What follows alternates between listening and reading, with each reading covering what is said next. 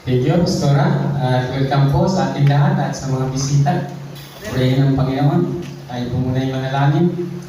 Hallelujah, Lord. Dakilang naman namin nasa langit ng kapangyarihan sa lahat. Maraming salamat po, Ama, dahil kami iningatan mo. Nakarating sa lugar ito ng ligtas. Salamat, Panginoon. Pagpalain mo yung mga anak sa dakong itong Panginoon. Bigyan mo kami pangunawa sa aming pag-aaralan sa mga salita mo sa umaga nito. Ito yung aming mga unawaan, Panginoon. Ako, Lord, bilang likod mo. Tulungan mo kung maipahagi dito ng ayon sa iyo, Kalooban. Salamat po, Ama. Pagpalaan mo, Panginoon, yung mga salita sa umaga nito. Ang dalangin sa pangalan ng Panginoon Jesus. Amen. Thank you, Lord. Hallelujah. Ang pamagat po ng ating pag-aaral ngayong umaga. Kilala mo ba si Jesus Christ? Amen. Kilala mo ba ang Panginoon? Pag kilala mo yung lahat ng tao, sasabihin nila, kilala nila ang Diyos. Ito po, alam niyo ba ito kung ano to? Itong hawak ko, alam niyo kung ano yung hawak mo? Cellphone, di ba? Cellphone. Alam mo, kahit bata, pag tinanong mo, kahit basta nakakapagsalita na, kilala mo to? Kilala, cellphone. Pero alam niyo po, hanggat hindi natin alam kung paano ito gamitin, hindi mo ito pakikinabang. Mananatili ito, makikita mo cellphone. Pero kung hindi mo ito alam gamitin, hindi mo ito pakikinabang. Amen. Pag hindi mo alam kung paano gamitin, kilala mo siya pero hindi mo alam yung kakayanan niya, hindi mo alam yung pili maitulong niya sa'yo, hindi mo alam yung pili maibigay dito sa'yo, wala po ito sa iyong pakinabang. Hindi mo ito pakikinabangan at masasayang lang. Ito pakikinabangan mo. Pero yung cellphone hindi, kasi hindi mo alam kung paano gagamitin. Ito kasi nasa likod niya, alam kung paano gamitin. Kaya, salamat sa Panginoon. Ang sabi po ng Matthew chapter 16 verse 13 hanggang 18, ang sabi po dyan, nang dumating si Jesus sa bayan ng Cesarea ng Pilipos, tinanong niya ang kanyang mga alagad, sino raw ako ang anak ng tao ayon sa mga tao? At sumagot sila, ang sabi po nila, ang ilan, kayo si Juan na tagapagbautismo. Sabi po naman ng iba, kayo si Elias, at may nagsasabi kung kayo si Jeremias at ang isang propeta. Yun po ang sabi nila. Pag tinanong ko kayo, sino si Jesus sa buhay mo? Sino si Jesus Christ? At ano ang kaya niyang gawin? At ano ang magagawa niya sa buhay mo? Kilala mo si Jesus, pero alam mo ba kung ano yung kakayanan niya na kayang gawin sa buhay mo? Alam mo ba na kaya kanyang baguhin? Alam mo ba na kaya niyang gawin yung lahat para sa iyo? Amen. Pag kilala mo ang Panginoon, malalaman mo yung halaga niya. Napakahalaga pala ng Panginoon. Sabi ko kayo na pag hindi mo alam yung gamitin yung cellphone, hindi mo ito pakikinabangan. Ang Panginoon po, kung alam mo kung ano ang kakayanan ng Panginoon sa buhay mo, lahat po ng sinasabi ng salita ng Panginoon, piling pang hawakan. Ang sabi ng kanyang salita, mawawala ang langit at ang lupa, ulit ang kanyang salita. Sabi sa binasa kanina, kahit sa tuldok ay hindi mawawala ng halaga. Mangyayari at mangyayari. Pag kilala po natin ang Panginoon, at alam natin kung paano siya iiral sa buhay natin at paano natin makakamit ang kanyang kapangyarihan, magtatamasa ka po ng kaligayahan, kasiyahan, pagpapala mula sa Panginoon. Ang sabi ko dyan, tuloy ko na lang ang sabi dyan sa 15, tinanong ulit sila ni Jesus, ngunit para sa inyo, sino ako? Sumagot si Simon Pedro, kayo po ang Kristo, ang anak ng Diyos na buhay. Sinabi sa kanya ni Jesus, pinagpala ka, Simon, na anak ni Jonas, sapagkat ang katotohanan ito'y hindi inihayag sa iyo ng sino pang tao, kundi ng aking amang nasa langit. Pag nakilala mo ang Panginoon, hindi ordinaryo o hindi lang tao ang nagpakilala sa iyo sa Kanya, kundi ang Ama pong nasa langit ang nagpakilala sa iyo sa anak. Kaya nga po siya ang pumili sa atin. Kaya mayroon kang kapangyarihan pag nakilala mo ang Panginoon. Amen. Pag nakilala mo siya, mayroon ka nung lahat na pwede mo makamit sa buhay mo. Nasabi niya sa Injil, at sinabi ko sa inyo, ikaw ay Pedro, at sa babaw ng batong ito ay tatayo ko ang aking iglesia, at ang kapangyarihan ng kamatayan ay hindi magtatagumpay laban sa kanya. Yan po ang isang kayang gawin ng Panginoon. Sabi niya, ang kapangyarihan ng kamatayan ay hindi piling tumalag sa kanya. Napatunayan natin na ang kapangyarihan ng Panginoon ay hindi po basta. Pag tayo po'y nananalangin, kung minsan, pag tayo may pinapanalangin na mga bagay, akala mo, hindi ba ibinigay? Yung pala ibinigay na ng Panginoon. Amen. Alam po ninyo, ang binibigay ng Panginoon, hindi naman automatic pera ang malaki o pira agad. Diba? Ang mathematics ng mangga, minus, pag kinain mo, wala na, ubus na. Pero ang mathematics ng buto, ano po yan? Multiply. Alam mo, di ba? Kung minsan buto lang yung binibigay ng Panginoon, kailangan mo munang itanim. Itinanim ng Panginoon ang simbahan dito, sa lugar na ito. At tayo po ay binigyan ng Panginoon ng kapangyarihan, mangalaga sa kanyang templo. At may kakayanan tayo na ito ay palaguin. Kasi nasa Kanya po ang lahat. Nasa Kanya po ang lahat ng bagay. At ang sabi po sa John chapter 11 verse 27 hanggang 25 hanggang 27, sinabi sa Kanya ni Jesus, ako ang muling pagkabuhay at ang buhay. Ang sino mang sumasampalataya sa akin, kahit mamatay ay muling mabubuhay. At sino mang nabubuhay na sumasampalataya sa akin, ay hindi mamamatay kailanman. Naniniwala ba kayo sa sinabi ko? Sabi sa 27,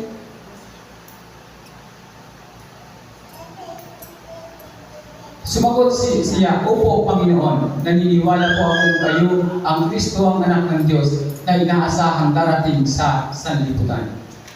Pag kilala po natin ang Panginoong Hesus, alam natin yung kanyang kakayanan at alam natin yung kanyang magagawa sa buhay natin. Mayroon po tayong matatanggap na mga biyaya na gusto mong matanggap sa iyo. Baka naman yung pinapanalangin mo, yung gusto mong makamit, ay nandyan na. Ibinigay na ng Panginoon, hindi mo lang nakikita. Baka nanalangin ka, Panginoon, gusto ko magkaroon ng isang basket o isang necklace na mangga. Ang ibinigay sa iyo, buto. Paano ito? Hindi naman ito, isang necklace ba ito? Itanim mo yun. Pag itinanim mo yun, sobra pa isang necklace na mangga ang makukuha mo. Magpumultiply ito. Yung wisdom na ibinibigay ng Panginoon sa atin, yun na po yung yaman, baka ibinigay na sa iyo ng Panginoon. Hindi mo lang nakikita kasi kung minsan ang ibinibigay ng Panginoon sa atin, yung ating hinihingi, ang ibinibigay ng Panginoon, ibang pamamaraan. Kaya pag tinanong ka niya, pag tinanong ka ng tao, na kamit mo na ba yung pinapanalangin mo? Wala pa. Yung pala ibinigay na ng Panginoon, hindi mo lang alam. Kasi dapat po maging malawak yung ating pangunawa sa salita ng Panginoon. At dapat alam natin ang kapangyarihan ng Diyos na mangyayari at magagawa ng Panginoon sa atin.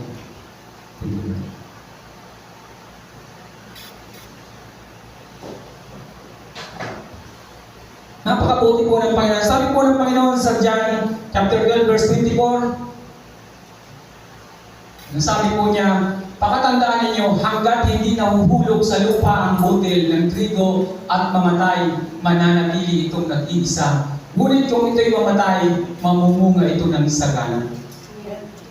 Hanggat tayo po ang nabubuhay sa ating sarili at tayo yung nagpapatakbo ng ating buhay, tayo yung nasusunod sa lahat, hindi po tayo mamumunga. Pero pag pinagtiwala mo sa Panginoon ang buhay mo, dami natin binasa mga verse na talagang lahat pwede niyang ibigay. Kahit yung buhay pwede niyang ibigay. Pero pag tayo po ang nabubuhay sa ating sarili, hanggat hindi natin pinapasakop ang ating sarili sa Panginoon, hindi mo totally kilala ang Diyos. Kasi hindi mo nagagamit yung kapangyarihan gustong ibigay ng Panginoon sa iyo at yung biyaya na gustong ibigay ng Panginoon sa iyo, hindi mo nakakamit. Dahil hindi mo alam kung paano ito makakamit. Kaya po sana mas lalim nating malalim na makilala ang Panginoon. At pag tayo po ay namatay sa ating sarili, buhay na buhay tayo sa Panginoon, magkakaroon po ng pagbabago ang buhay natin at ang mga bagay nito ay makakamit natin. Ang sabi po sa John 12 verse 26, ang naghahangad ng maglingkod sa akin ay dapat sumunod sa akin. At saan man ako naroon ay naroon din siya. Pararangalan ng Ama ang sino bang naglilingkod sa akin.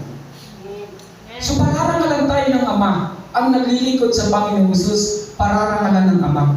So tayo po ay pararangalan ng Panginoon. At yung pangailangan po natin, hindi natin makamit. Kasi ang sabi ng Panginoon sa Matthew 16 verse 19, ibibigay ko sa iyo ang mga susi ng kaharian ng langit. Ang ipagbawal mo sa lupa ay pagbabawal sa langit, at ang pahintulutan mo sa lupa ay pahihintulutan sa langit. Yung lahat ng nais mo, gusto mo, pwede po itong maganap sa atin. Pwede po itong ibigay ng Panginoon sa atin. Ano ba yung pinapag-pray mo? Ano ba yung nais po na ipag-pray? Alam po ninyo, ang man of God na walang anointing, hindi yan man of God. Ang song leader na walang anointing, singer lang po yan, hindi yan song leader. Amen. Ang musician na walang anointing, kulang po. Instrumento lang yan. Dapat po sana magkaroon ng anointing, kapangyarihan ng salita ng Panginoon sa buhay natin, lalo tigit ang mga ginagamit ng Panginoon. Kaya nga sabi ko kay Pastoran, dapat lahat ng ginagamit ng Panginoon umaattend ng Merkulis at magkakaroon ng prayer ng Sabado ng umaga. Kasi ano ang ibabahagi mo sa kongregasyon kung ikaw ay kulang, kung ikaw ay hindi puno, at kung hindi, wala ang banal na Espiritu, paano ito mag-flow sa kongregasyon? Paano ka magtuturo ng mananalangin kung ikaw mismo hindi nananalangin? At hindi ka marunong manalangin? Alam po ninyo, ang iyak natin, ito po ay nagbibigay ng kasiyahan sa Panginoon. Kasi alam ng Panginoon, si Jojo kahit kung bata pa yan, kilala po ang iyak niya. At pag may hinihingi siya sa akin, alam ko kung nagpupunyarin lang yung iyak niya. At alam ko kung totoo yung iyak niya. Sa atin, di ba pag may anak tayo umiiyak, pag once na umiiyak yung anak mo, ang tanong mo agad sa kanya, anong problema mo? At ang pangalawang tanong, anong kailangan? At dahil gusto mo siyang patahanin, gusto mo tumigil siya sa pag-iyak, ano mang gusto niya, ibinibigay. Nakikita po ng Diyos ang ating mga puso kung tayo'y sincero sa ating paghingi sa Panginoon. Kung ito pa talaga ay gustong-gusto mo galing sa puso mo, nararamdaman po ng Diyos sa atin kung ang ating hinihingi sa Kanya ay totoong galing sa ating puso. Ibibigay at ibibigay ng Panginoon. Alam po ninyo, sabi ng Biblia at hindi na mababago simula pa noon, ang pinaka-powerful at makapangyarihang nananalangin ay ang kabataan. Dahil sabi ng Panginoon, unless na magkaroon kayo ng puso na tulad ng isang bata, hindi kayo makakapasok sa kaharian ng langit. Napakahalaga po na tayo ay nananalangin. At yung mga kabataan talaga dapat po kayo ang number one na nananalangin palagi. Dapat ang puso natin ay pasag na pasag sa pananalangin. Dapat po tayo ay mayroon talagang pananalangin. Kaya sabi ko nga, simula next month sa September, magkakaroon na po ng prayer ang Sabado ng umaga, 6 to 8. At ang hindi aatin, hindi pwedeng gamitin sa unahan. Ang hindi atin ng prayer ng Saturday, hindi po pwedeng gamitin sa unahan.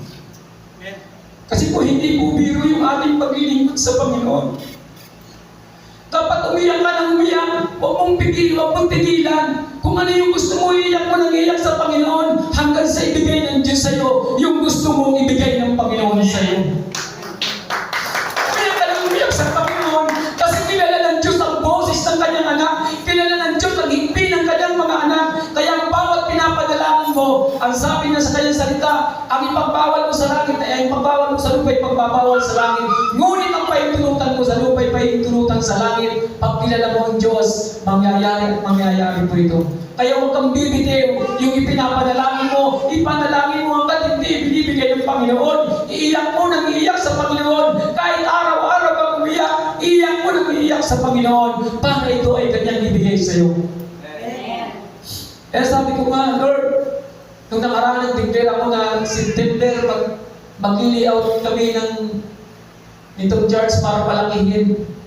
At nung pininta ko, nasa 700,000 na magagastos. Sabi ko, Panginoon, start pa lang yung 4 na haligi doon sa labas. Pinikita ko, kailangan may 20, kaya agad akong aalpasan sa next month. At dapat ngayong buwan na para makabili na ng mga bakal, maiayos na para makapag-layout sa September. Unang Monday ng September, tayo pumilihan. Salamat sa Panginoon, nung nakaraang araw ako'y naiyak. Kasi mayroon agad nagparamdam. Mayroon agad gusto ng bigay. Alam po ninyo, sa puso natin yun ang tinitignan ng Panginoon. Hindi ka ipahihiya ng Diyos. Kapag totally kilala mo ang Panginoon, magagamit mo yung kapangyarihan na galing sa Kanya. At magkakaroon ng katotohanan ang paglilingkod natin sa Panginoon at mayroon pong tagumpay. Isang araw, mayroon ng itaas ang ating simbahan at mayroon ng aircon sa taas ng kwarto. Salamat sa Panginoon. Sa ating pong pag-iyak sa Panginoon, makakamit mo yan yung mga gusto mo. Huwag mong bibitawan. Huwag tayong bibitiw sa gusto natin hihing sa Panginoon. Amen. Ibibigay at ibibigay ng Diyos yan. Ang salita po ng Panginoon ay matalas. May kapangyarihan. Hindi mo pwedeng pagmalaki na tapos ka ng pag-aaral. Ang salita ng Diyos kahit hindi ka tapos ng pag-aaral, may kapangyarihan po. Kasi yung testimony ng isang pastor ng Mangyan sa Mindoro, hindi ko makalimutan. Nagtaka yung, kasi may pumunta may activity galing Manila. Sabi ng pastor, yung palang Mangyan na hindi marunong magbasa, nuray. Nakabarong siya ng kulay bayan na, yung brown na yung barong niya, maruming. Ay, paano ka pastor nagmiminsahe? Kasi ang laki na ng kanyang kongregasyon doon sa bundok. Paano ka nagmiminsahe? Sabi niya, kasi may yung palang nakakilala pala yung Mangyan na yon ay dahil sa military, nag-decorate ang military doon, nakakilala siya. May tinitingnan lang niya yung Biblia, tumatakbo siya doon sa bayan, pinapabasa niya doon sa kanyang yung sundalo na nagpakilala sa kanya sa Panginoon. At pagkatapos doon, takbo na naman siya sa pabukid at harap ka kanyang tribo, ihaharap niya, ipapaliwanag niya yung binasang yun sa kanyang harapan. At ang dami pong nakakilala sa Panginoon. Ang dami pong tumanggap sa Panginoon. Kasi may kapangyarihan ng kanyang salita. Sino maniniwala sa kanya kung walang kapangyarihan ng salita ng Diyos? Mayroon pong kapangyarihan ng salita ng Panginoon. Kaya sabi ko, hanggang hindi mo alam kung paano mo gagamitin ang salita ng Panginoon sa buhay mo, hindi po ito magaganap. Pero pag alam mo ang kapangyarihan ng Panginoon at ano yung kanyang kakayanan sa buhay mo, magaganap at magaganap po ito. Magkakaroon po ito ng katuparan sa ating mga buhay. Kaya tibayan po natin ang ating pagtitiwala sa Panginoon. Patuloy tayong manalangin. Ay lagi kong sinasabi, araw-araw mananalangin ka. Banggitin mo yung mga gusto mong banggitin para hindi mangyari yung mga bagay na kinatatakutan mo talaga. Iingatan at iingatan ka ng Panginoon. Sa buhay po natin, sabi ko nga, huwag mong problemahin yung mga dapat mong problema. Alam mo, sa tao, kung minsan nakakaroon ka ng pag-aalilangan sa mga pinoproblema mo, yung sa isang buwan pa, pinoproblema mo na ngayon. Sabi nga ng Biblia, huwag mong problemahin yung araw ng bukas. Ay, yung iba, sa isang taon pa, problema na niya ngayon. Huwag mong problemahin yung isang taon. Sa isang taon pa, problema mo na ngayon. Paano kung hindi ka na umabot sa isang taon? Bakit yung problema mo yun? Ay, pagdating yun, wala ka na pala. Kaya huwag mong problemahin yung problema bukas. Sabi niya, na pinasalita ng Panginoon. Yung iba, naku, next month, aalis kami, wala akong pera. Bakit? Sigurado ba kung makakaalis ka? Kung hindi ka na makaalis, dahil sa sige ka kung problema mo nung nakaraang buwan pa na yun. Huwag mong problemahin yun. Sabi ng Panginoon, manalangin po tayo. Manalangin po tayo sa Panginoon. Kaya huwag natin problemahin yung araw ng bukas. Huwag mong problemahin yun.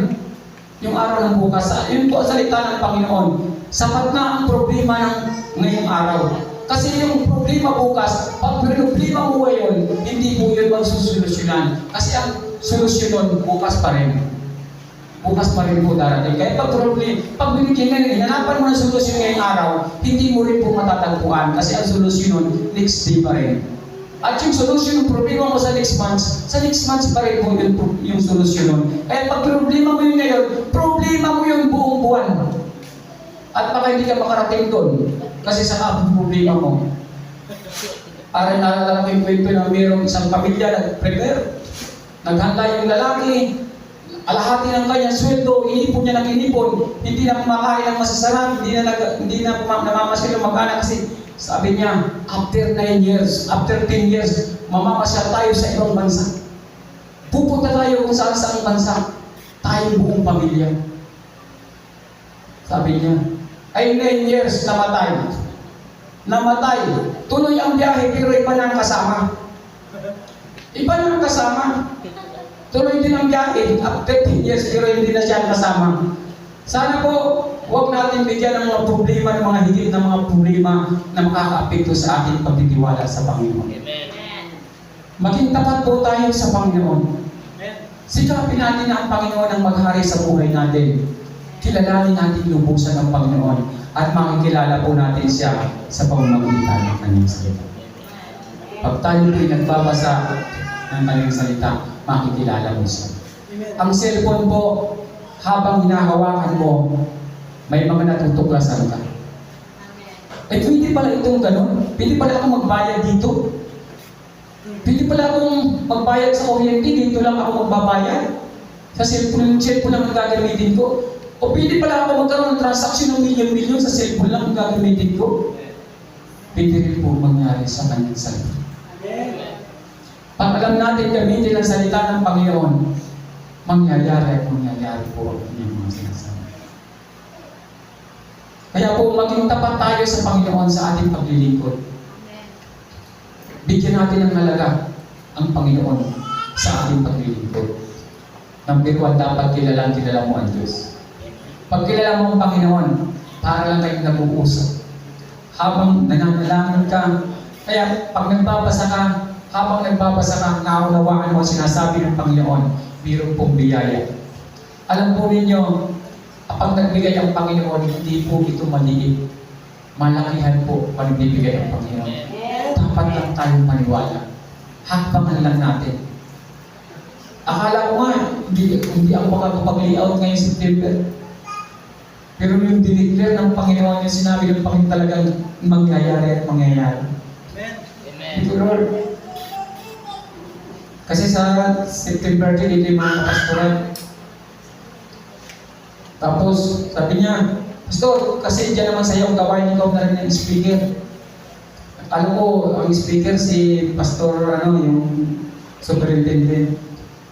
Ito, Lord, talagang nagbibigay ka ng wisdom.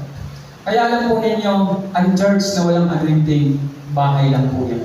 Amen. At dito po sa atin ang patunayan na natin, pinagagaling ng kanser. Amen. Mga pinapanalangin natin, sinasagot ng Panginoon. Amen. Ang masasakit ang paa, di makalakad, nakakalakad. Inaayos ng Diyos. Maging ang buhay natin, inaayos ng Panginoon. Kitang-kita natin ang himala na ginagawa ng Diyos sa kanyang templong ito. Kaya sana po, magkaroon tayo ng 100% na pagtitiwala sa salita ng Panginoon. Alam po niyo kaya ko lagi itong inuulit-ulit. Kasi gusto ko maranasan natin lahat ang kapangyarihan ng kanyang salita. Maranasan natin yung mga biyaya ng Panginoon sa atin. Baka ibinigay na ng Diyos yung pinapag-pray mo, hindi mo lang nakikita. Baka nandiyan na sa'yo, ibinigay na ng Panginoon. Akala ko nga yung budget ng 700,000 hindi pa ibinigay ng Panginoon. Ibinigay na pala. Binigay na ng Panginoon yung 700,000. Sabi ko, Lord, salamat. Sa araw, mataas na yung ating kisame. Hindi na tayo mainitan.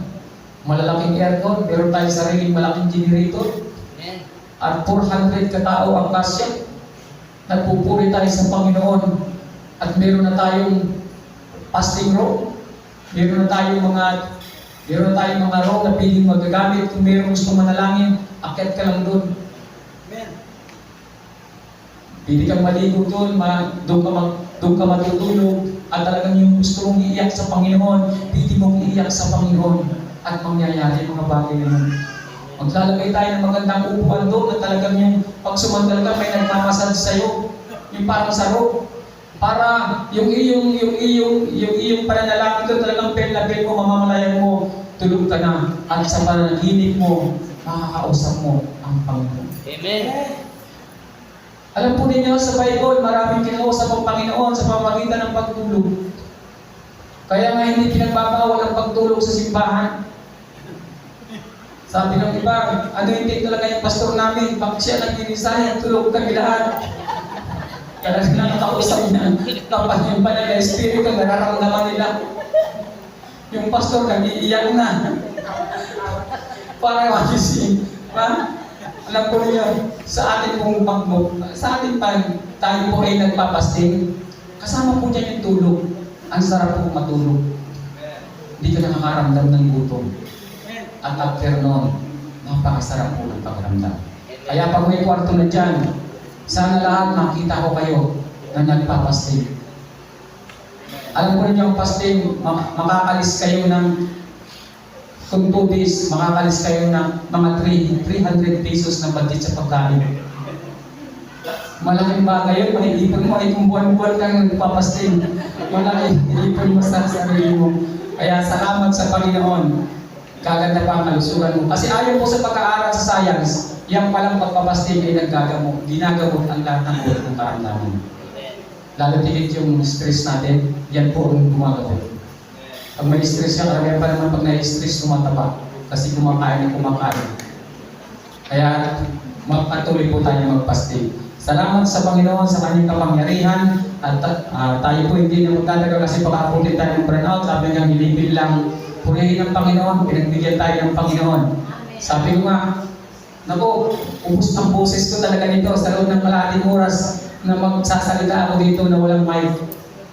Purihin ng Panginoon, hindi po niya hinayaan na tayo ay magmano-mano. Talagang purihin ng Panginoon. Kaya po, sa oras na ito, sana po nakilala natin ang Diyos sa ating mga buhay. At alam natin ang kanyang kapangyarihan, kung gaano kalaki ang kapangyarihan ng Panginoon na gustong ibigay sa atin. Mararanasan po natin ang kanyang kapangyarihan. Kaya sabi ko nga, salamat sa Panginoon na bago tayo mag-anniversary, makali-out na, tapos maayos na dyan. Next anniversary natin, malaking-malaki na ang Diyos ng Panginoon. Palagpakan po natin. Sabi ng Panginoon, isang araw, makikita ang lahat kayo, hindi na nagtatrabaho sa ibang tao. May sarili na kayong mga business at mayroon na kayong mga policies. Salamat sa Panginoon. Pag may activity, wala nang problema sa sasakyan. Lahat may sasakyan. Parang ng billionaire si Pastor kasi kahit wala akong sasakyan, kahit kanino na ako manghiram. Kung mayroon, yaman ng Pastor yun, iba-iba ang sasakyan, yung pala hinihiram lang sa member. Purihin ng Panginoon, pag pinagpala kayong lahat, lalo ninyong malatamasa ang tunay na biyaya ng Panginoon. Bakit po tayo pagpapalain ng Panginoon? Ano po ang purpose? Kasi gusto ng Panginoon na kasi alam ng Panginoon na pag tayo pinagpala, makakatulong tayo sa ating kapwa. Kaya kapag papalain ng Panginoon, dadalo yung pagpapala. Kaya yung pangarap ninyo, yung mga transaksyon ninyo, huwag yung bibitawan. Pagtiwala kayo sa Panginoon, ibibigay natin siya. Umiyak ka sa Panginoon. Umiyak ka na mula sa puso yung iyong nararamdaman at yung luha mo kitang-kita ng Panginoon niya. Ano bang kailangan mo? Si Jojo, pag umiyak yan, talagang nung maliit pa yan, pag umiyak yan, simple lang ang ibibigay ko. Eh pag umiyak sa akin ngayon yan, milyon ang ibibigay ko dyan. Diba? Ganun po ang Panginoon. Habang tayo nagiging amateur sa Panginoon, nagiging tapat sa Panginoon, lalo pong malaki ang ibibigay ng Diyos. Tayo po'y manalangin. Father God, salamat po Ama sa iyong mga salita sa umaga nito. Pagpalain mo Lord ang iyong mga salita, Panginoon, at naway maranasan ng bawat isa yung mga biyaya ng iyong kapangyarihan, Panginoon. Yung mga salita, Panginoon, ay aming po maipamuha. Salamat po, Ama. Pagpalain mo, Panginoon, yung mga anak at dalangin ko na ito, Panginoon, ay kanila pong maramdaman, maranasan sa kanilang buhay yung biyaya mula sa inyo, Panginoon. Pagpalain mo, Panginoon, ang iyong mga anak sa umaga nito. Salamat po, Ama. Pagdalangin sa pangalan ng Panginoon Jesus. Amen. Thank you, Lord.